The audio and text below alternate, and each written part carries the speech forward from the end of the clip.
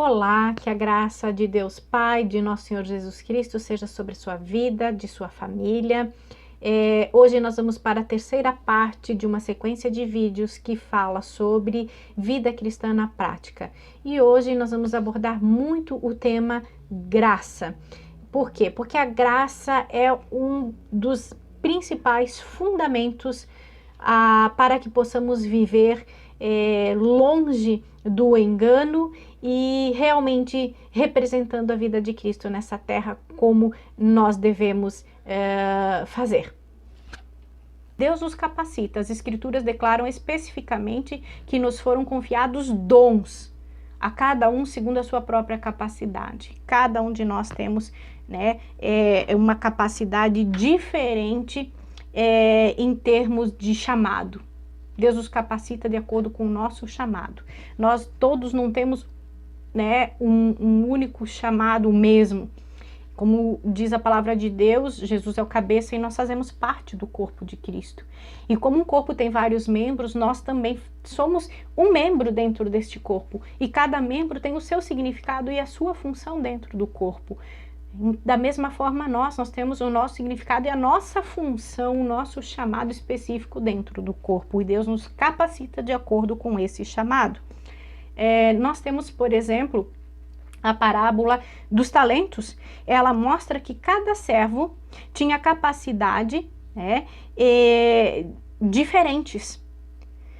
Então, assim, o Senhor deles concedeu um número diferente de talentos, né, para cada um. Então, o homem que recebeu 5 talentos trabalhou diligentemente e terminou com 10. E o homem que recebeu 2 talentos, ele terminou com 4 talentos. Embora o primeiro ele tenha trabalhado e tenha ficado com mais talentos do que o segundo homem, os 2 foram recompensados igualmente, da mesma forma. O Senhor teve a mesma satisfação para com os 2. E dessa forma, se você comparar a vida de uma pessoa e você admira essa pessoa, você tem que entender que Deus deu dons a ela segundo a capacidade dela, segundo o chamado dela para ela dentro do corpo de Cristo.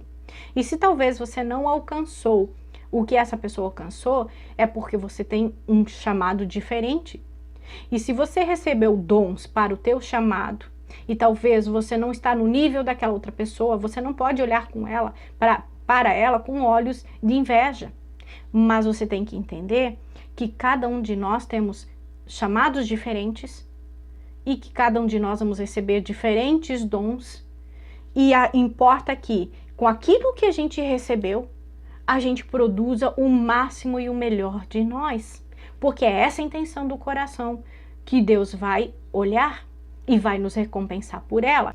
Nas 10 minas é diferente, porque cada uma delas, elas representam não os níveis de chamado, né, ou os dons especiais, como no caso dos talentos, mas as minas representam a graça, a fé fundamental, o amor de Deus, ou outros dons que ele dá igualmente a todos os crentes. Então, me converti hoje, eu aceitei Jesus hoje, a partir de hoje eu tenho uma série de coisas à minha disposição. A fé fundamental, o amor de Deus, o perdão de Deus, eu tenho a graça de Deus sobre a minha vida.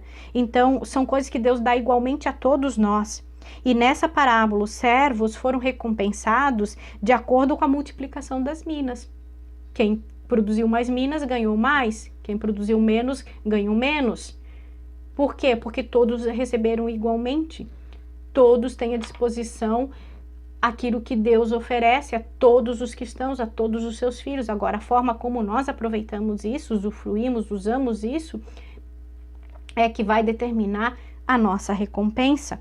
Então, essas duas parábolas revelam como Deus equipa cada um de nós igualmente nas situações da vida real, que é no caso da parábola das 10 minas. Deus equipa para a vida, Deus equipa todos igualmente, né? Oferece as oportunidades a todos igualmente, e ao passo que somos equipados de forma diferente nas áreas de atribuições ou chamados específicos, que é o caso da parábola dos talentos. Tendo isso em mente, podemos nos proteger contra as armadilhas mortais do orgulho e da inveja. Do orgulho por pensar que eu sou melhor do que os outros, de que eu estou acima dos outros, e da inveja por cobiçar o que outra pessoa tem. Pois, conforme 1 Coríntios 4:7 diz, quem torna você diferente de qualquer outra pessoa? O que você tem que não tenha recebido? E se o recebeu, por que se orgulha? Como se assim não fosse. Por que você se orgulha daquilo que Deus te deu? Que não foi conquista, mérito seu, mas foi porque Deus te deu. Então não podemos nos orgulhar por estas coisas. Nós somos, como já falei antes, diversas partes, né, do corpo, e cada um recebe o seu significado no corpo e não o contrário. Se você arrancar um dedo fora do corpo, ele não vai ter função nenhuma, ele não vai servir para nada, mas no corpo ele tem uma importante função. Então, cada um tem o seu significado e sua função no corpo. E com relação, né, a Efésios 2:8-9 diz, pois vocês são salvos pela graça, por meio da fé, e isto não vem de vocês, é dom de Deus, não por obras, mas para que ninguém se glorie. Então é bom a gente lembrar isso para não deixar o orgulho tomar conta do nosso coração. Quando compareceremos ao tribunal de Cristo, Deus nos aceitará por causa do que Jesus fez na cruz. Quando crermos no sacrifício de Jesus e nos comprometermos, né, com o seu senhorio, podemos comparecer diante de Deus com confiança. Graça para viver. Vamos falar um pouquinho sobre a graça. Muitas pessoas encaram suas vidas em Cristo através da lente da lei, em vez de dependerem da graça de Deus. A graça ainda é o favor de Deus e que não pode ser conquistada. É dada por Deus. Paulo, frustrado, disse aos Gálatas, Gálatas 3:3, vocês perderam a cabeça. Depois de terem começado suas vidas cristãs no Espírito, por que agora estão tentando se tornar perfeitos pelo seu esforço humano? Olha só, aqueles cristãos, eles começaram seu ministério, a igreja, dependentes da graça de Deus, deixando que o Espírito Santo os conduzisse, e começaram muito bem. Entretanto, com o passar do tempo, Paulo diz que eles decaíram da graça, e até disse, vocês perderam a cabeça. Por quê? Porque eles começaram a agir pelo esforço da carne. Começaram a depender deles, do esforço humano, e não mais do Espírito, do poder do Espírito Santo. Começaram a deixar o Espírito Santo de lado e começaram a usar o esforço humano, e para isso queriam agradar a Deus. Paulo disse, vocês perderam a cabeça? Como nós podemos agradar a Deus pelo nosso próprio esforço? Se fosse assim, a lei teria permanecido até hoje, Jesus não teria vindo. Mas justamente por não podermos agradar a Deus, sendo obedientes à lei, é que Jesus veio. E ele veio por quê? Porque por meio do poder dele, agindo em nós, por meio do Espírito Santo, é que nós podemos agradar a Deus e fazer as obras do Espírito, as obras que vão permanecer diante da prova. Gálatas 5:4 diz, porque se vocês estão tentando se justificar com Deus guardando a lei, vocês foram desligados de Cristo. Vocês decaíram da graça de Deus. Olha o quão séria é essa situação. Nós somos salvos pela graça, por meio da fé. E isso é algo que Deus nos deu para vencermos hoje as nossas lutas, para fazermos a obra dele, para estabelecermos o reino de Deus aqui na terra. Teremos a aceitação de Deus por causa do que Jesus fez na cruz, derramando seu próprio sangue real, morrendo uma morte terrível para a nossa libertação. E quando cremos no sacrifício de Jesus, né, e a gente se compromete com Jesus, é que nós conseguimos a confiança de Deus e conseguimos agradar a Deus, tá? Então, que papel a graça ela desempenha desde o momento em que recebemos a salvação até que nós compareçamos diante do Rei Jesus Cristo? Qual é o papel da graça nesse tempo? O apóstolo Tiago escreveu aos crentes: ele nos dá mais graça, Tiago 4,6. E 2 Pedro 1,2 diz: graça e paz vos sejam multiplicados. A graça não apenas pode ser acrescentada, como também multiplicada. E ela é crucial para a nossa vida diária em Cristo. Não apenas somos salvos pela graça, como somos mantidos por ela. Muitos acreditam que por terem falhado tão severamente após assumirem compromisso com Cristo, que Deus tirou a salvação deles. Isso não é verdade. 1 João 1,9 ensina que, se confessarmos os nossos pecados, Ele é fiel e justo para nos perdoar os pecados e nos purificar de toda injustiça. Veja só, muitas vezes a gente aceita Jesus, principalmente no início da caminhada, a gente erra muito, a gente peca muito e muitas vezes a gente se sente indigno e acha que por pecarmos demais ou talvez no nosso entendimento, por cometermos pecados sérios, graves, a gente não tem mais o perdão de Deus. Mas a palavra de Deus diz que se você se arrepender profundamente, genuinamente, você buscar o perdão do Pai, você vai ter o perdão do Pai, porque Ele é fiel e justo para nos perdoar, nos limpar, né, nos purificar de toda injustiça. Porque o sangue de Jesus nos purifica de toda injustiça, de tudo o que poderia nos manter fora da presença do Pai. Ser fiel significa todas as vezes, sempre que o nosso arrependimento for genuíno, né? E justo Ele será, sempre fiel à promessa e à sua aliança para conosco. Você pode pensar: pequei por demais vezes para ser perdoado, esgotei a misericórdia de Deus? Será? Então as Escrituras dizem: rendeu graças ao Senhor, porque Ele é bom, porque sua misericórdia dura para sempre. Salmo 136:1. Então, a gente pode perceber que, por exemplo, o apóstolo Pedro, ele teve dificuldade de entender isso e perguntou a Jesus: Senhor, até quantas vezes meu irmão pecará contra mim que eu lhe perdoe? Até 7 vezes? Então, Pedro, ele pensava que ele estava sendo, né, magnânimo, porque em dizer até 7 vezes eu perdoo, porque a lei dizia olho por olho e dente por dente, né? Mas a resposta de Jesus chocou a Pedro. Ele disse: não te digo que até 7 vezes, mas até 70 vezes 7. Olha só. Mas nosso perdão, ele não deve se esgotar, assim como o perdão de Deus não se esgota para conosco. Efésios 4:32 diz: perdoem uns aos outros, assim como Deus, por meio de Cristo, perdoou vocês. Então a gente já teve o perdão de Deus muito antes de nos arrependermos e abandonarmos o pecado. Deus deu a vida do Filho dele a nós. Então, quando Jesus disse perdoe até 70 vezes 7, isso seria mais ou menos em torno de umas 490 vezes. Entretanto, Jesus, ele não estava querendo dizer que o perdão se limita a esse número. Em Lucas, né, ele afirma: cautelai-vos, né? Se teu irmão pecar contra ti, repreende-o. E se ele se arrepender, perdoa-lhe.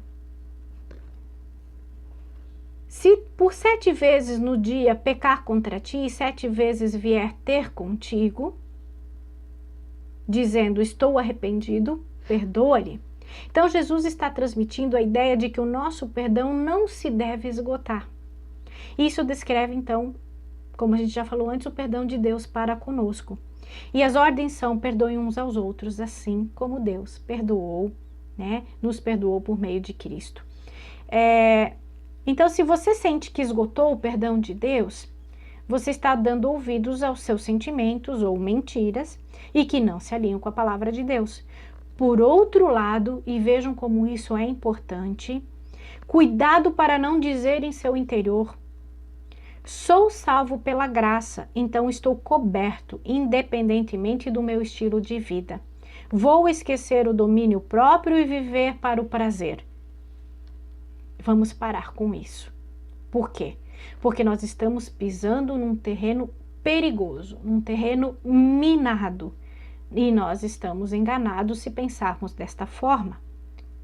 Paulo, em Romanos 6, 1, 2, ele trata disso dizendo: bem, então devemos continuar pecando para que Deus possa nos demonstrar cada vez mais a bondade e o perdão? O que ele disse? É claro que não, de forma nenhuma. Uma vez que morremos para o pecado, como podemos continuar a viver nele?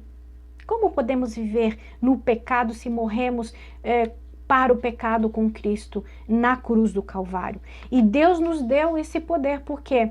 Porque a graça, ela vai muito além do perdão. Ela é o revestimento do poder de Deus.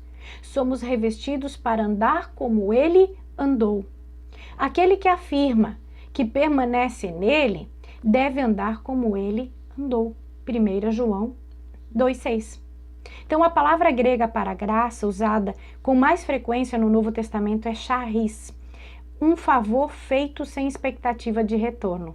O dicionário Strong traz à luz o poder da graça, charis, a influência divina sobre o coração e o seu reflexo na vida. Olha só, o seu reflexo na vida. Então, a graça, ela pode ser refletida e pode ser vista na vida de um crente, né? Atos 11:23 diz: tendo ele Barnabé chegado e vendo a graça de Deus, alegrou-se e encorajava todos para que permanecessem fiéis ao Senhor com firmeza de coração. Então, olha só, vendo a graça. Então, a graça, ela pode ser refletida, ela é um reflexo de Deus para as nossas vidas. A graça, ela é uma força dinâmica que faz mais do que nos conferir justiça. Ela afeta também a nossa experiência, é marcada sempre pela obra capacitadora de Deus dentro de nós para vencer a nossa impotência. Gente, então por que é que eu posso viver de forma a agradar a Deus? Porque temos tudo em nós para agradar a Deus, para vencer o pecado. A graça, ela não é só um favor imerecido que Deus nos deu, mas ela é o poder de Deus, uma força dinâmica que nos faz mais do que conferir justiça. Ela nos capacita a andar de acordo com a palavra de Deus, ela nos capacita a vencermos o pecado. Então, a nossa fraqueza, a nossa impotência, ela é anulada pelo poder da graça em nós. Hebreus 12:28 diz: portanto, já que estamos recebendo um reino inabalável, sejamos agradecidos e assim adoremos a Deus de modo aceitável, com reverência e temor. Então, nós estamos recebendo esse poder de Deus que é inabalável. A graça nos dá o poder para servirmos a Deus de modo aceitável. Deus projetou a salvação para ser completa, para termos uma vida triunfante neste mundo já, assim como no porvir. Então, nós podemos imaginar assim, até tem um livro do John Bevere que ele fala sobre esse tema, o título do livro é Extraordinário, em que ele cita uma história, ele conta uma história para a gente entender o que é a graça em nossas vidas. Imagine uma pessoa que viveu numa época muito antes de existir armas, ele nem sabia o que era arma, nunca tinha visto e nem sabia para que servia. E aí uma pessoa lá do futuro, vamos imaginar uma história fictícia, estava vendo essa pessoa que sofreu um naufrágio, estava sozinha, isolada numa ilha, onde praticamente não passava ninguém. E os navios que passavam por ali passavam muito distante e sempre tinha um nevoeiro que escondia a ilha. Então as chances dele ser resgatado era quase que inexistente. Então essa pessoa se compadeceu dele e ele pegou a sua máquina do tempo, foi até essa ilha e entregou uma arma, uma espingarda a esse homem perdido aí na ilha, e disse a ele: isso aqui é uma arma, eu vou te dar ela, porque daqui a tantos dias, em tal horário, vai passar um navio, e você vai escutar o barulho dele. Quando ele passar, você dê um tiro. Aí ele mostrou como usar a arma, como dar o tiro, e eles vão ouvir esse tiro e vão vir te resgatar.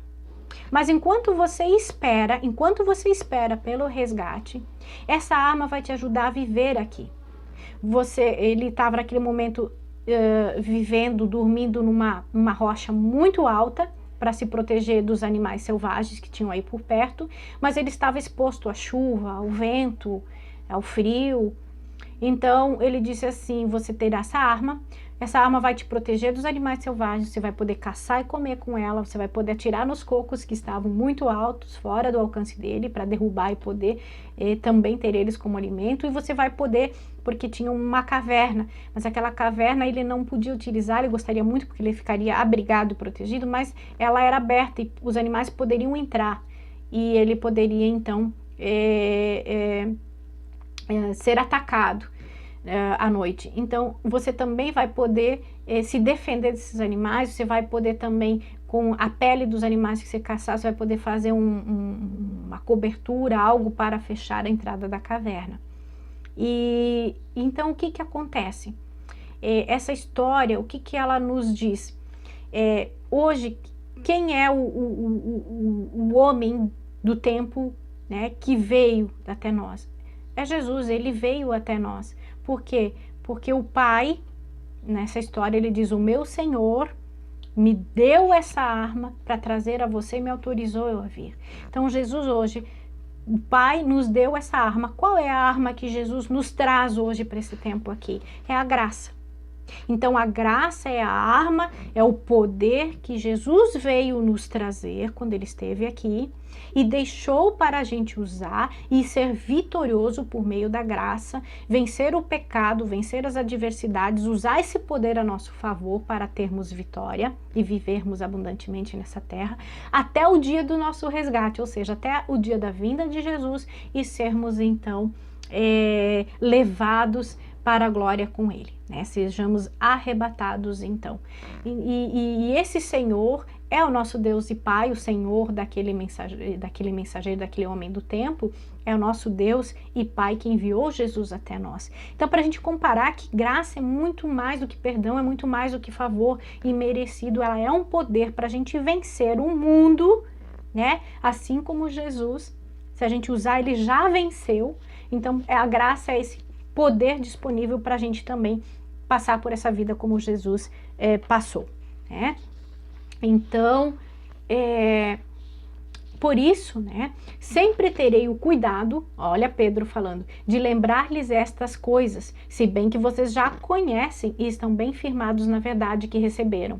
Considero importantes, enquanto estiver no tabernáculo desse corpo, despertar a memória de vocês. Pedro estava dizendo, né, aos seus discípulos, à igreja dele, que era muito importante e que ele considerava muito importante sempre lembrar eles, trazer à memória deles, né, estas coisas, estas verdades. E tudo o que diz respeito à vida que agrada a Deus nos foi dado milagrosamente quando tivemos a permissão de conhecer pessoal intimamente aquele que nos chamou para Deus. Mais uma vez, Pedro dizendo que isso era importante lembrar a igreja. Sempre, ele quer estivesse no corpo ou não. Ou seja, ele encontrou uma forma, escrevendo, de garantir que mesmo ele não estando mais aqui, as pessoas estariam lendo suas cartas e lembrando destas coisas, porque ele julgava importante para um cristão se lembrar dessas coisas e viver uma vida cristã edificada e extraordinária. E a lei revelou a fraqueza e as imperfeições do homem. Somente a graça pode nos capacitar a agradar a Deus. João 1,16, 17, e na sua plenitude todos nós temos recebido graça sobre graça.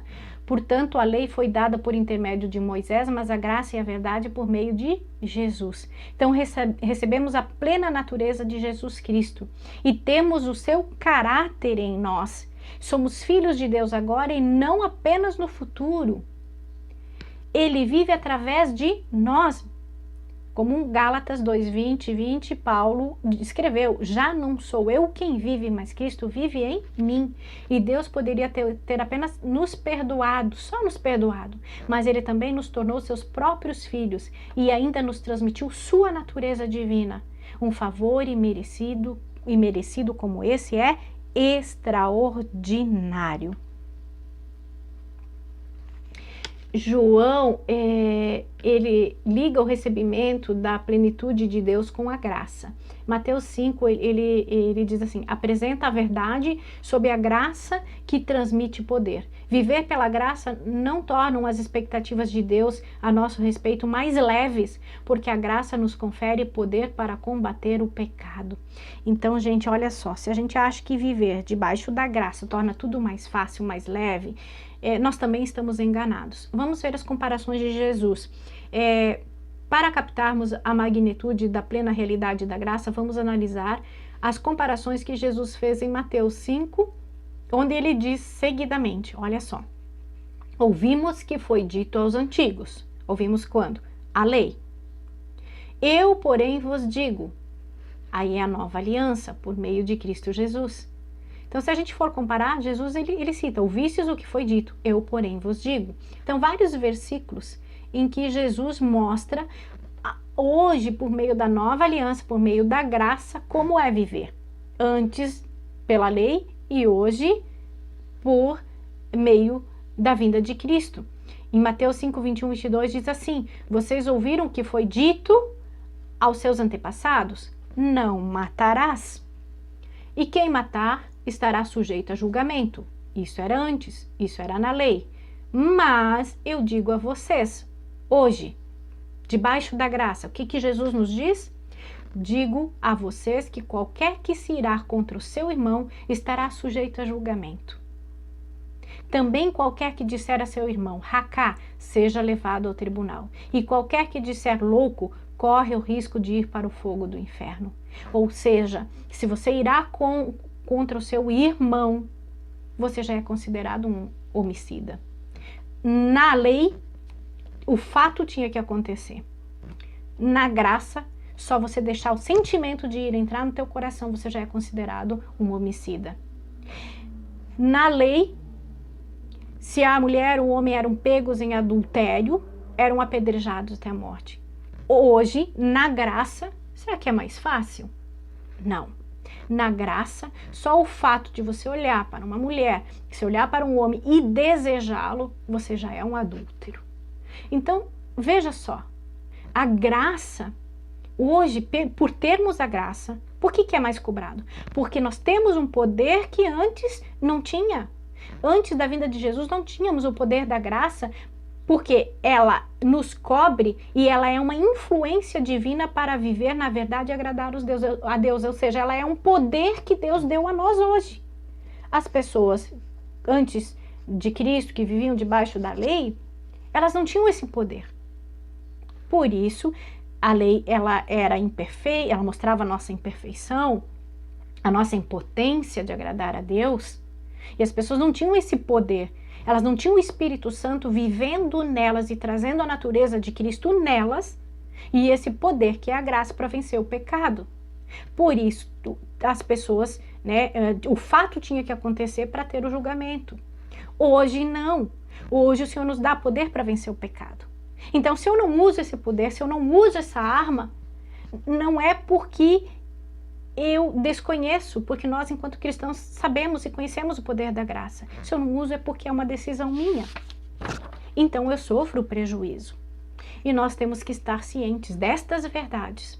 E Jesus lhes explicou, não tendes lido que no princípio o Criador os fez homem e mulher e os instruiu, por esse motivo o homem deixará pai e mãe e se unirá a uma mulher e os dois se tornarão uma só carne, sendo assim, eles já não são dois, mas sim uma só carne e portanto o que Deus uniu, não separe o ser humano, né? E aí replicaram Jesus, então por qual razão mandou Moisés dar uma certidão de divórcio à mulher e abandoná-la. E Jesus declarou: Moisés, por causa da natureza dos vossos corações, vos concedeu separar-se de vossas mulheres. Mas não tem sido assim desde o princípio, ou seja, não é o plano de Deus para as nossas vidas. Não é a vontade de Deus a separação. Eu, porém, vos afirmo, todo aquele que se divorciar de sua mulher, a não ser por imoralidade sexual, e se casar com outra mulher, estará cometendo adultério. E hoje, pela palavra de Deus, como eu já falei antes, se você desejar alguém, estiver casado, desejar alguém, já comete adultério no seu coração. Já é considerado um adúltero, já é um pecado. Então hoje a cobrança é maior. Por quê? Porque nós hoje temos o maior poder do universo vivendo em nós.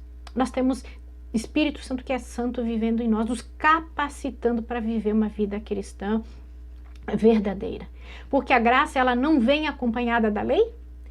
Quando os homens não tinham a natureza de Deus, não eram capazes de lidar com certas verdades nem situações. Deus permitiu que Moisés escrevesse coisas que não eram o seu verdadeiro melhor, nem a sua vontade para as nossas vidas. Mas sob a graça, com a natureza de Cristo, temos a integridade inata em nosso próprio ser. Integridade inata em nosso próprio ser. É por isso que somos instruídos. Sede, pois, imitadores de Deus como filhos amados. Efésios 5:1. A graça nos transmite poder para vivermos extraordinariamente. Porquanto a graça de Deus se manifestou salvadora para todas as pessoas. Ela nos orienta a renunciar à impiedade e às paixões mundanas e a viver de maneira sensata, justa e piedosa nesta presente era. Olha só, gente. A graça de Deus nos orienta a renunciar à impiedade e às paixões mundanas e a viver de maneira sensata, justa e piedosa nessa presente era. Olha só, e tem gente que usa a graça como uma cobertura para pecar, porque a graça cobre todo o pecado. Gente, a graça capacita você para não pecar. Então, pensar o contrário é viver no engano. E esse engano, e espero que nós sejamos despertados a tempo de nos alinharmos e ajustarmos a palavra de Deus.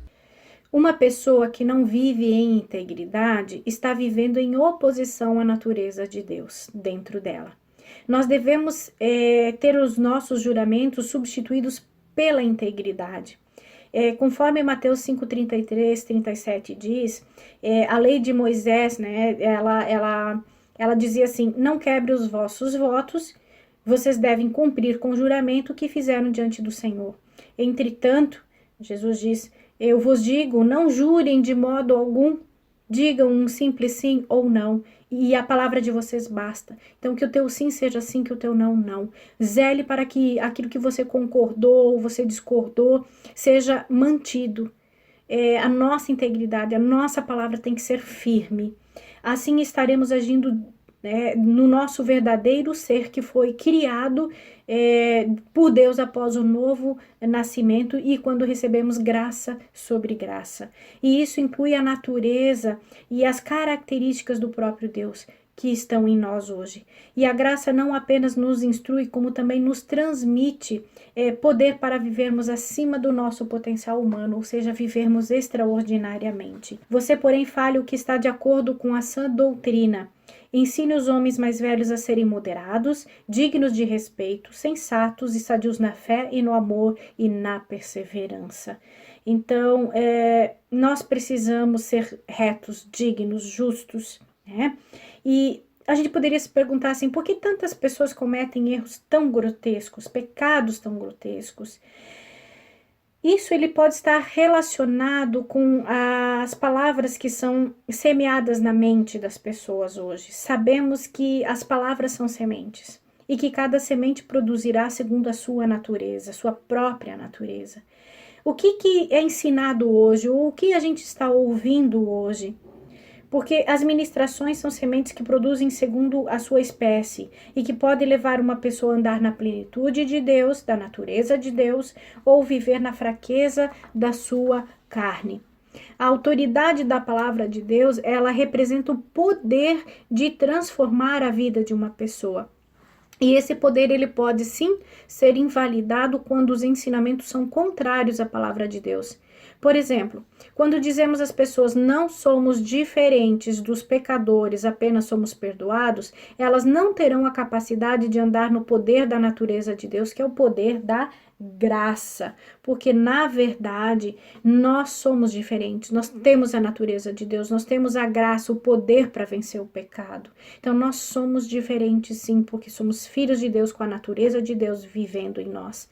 Nós confirmamos isso em Marcos 7,13, quando Jesus disse: assim vocês estão invalidando, tornando nula e sem efeito a palavra de Deus pela vossa tradição que vocês transmitiram. Jesus estava aqui confrontando os fariseus. Por quê? Porque eles agregaram tanta doutrina humana na palavra de Deus que foi transmitida a Moisés, e que essa doutrina humana estava invalidando a palavra de Deus, estava tornando ela sem efeito, estava fazendo as pessoas se afastarem de Deus.